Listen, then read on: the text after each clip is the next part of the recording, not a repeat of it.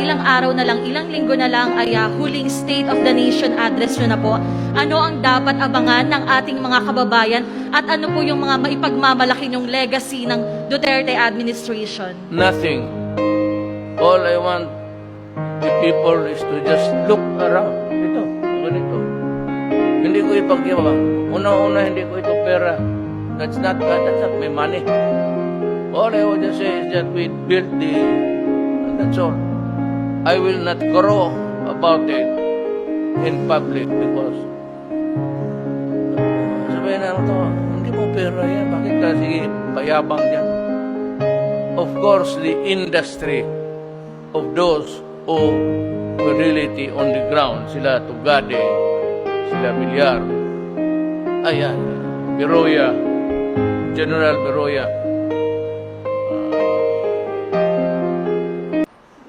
yun talaga ang nagtatrabaho. Pero ako, I will just mention what were the projects completed without necessarily attributing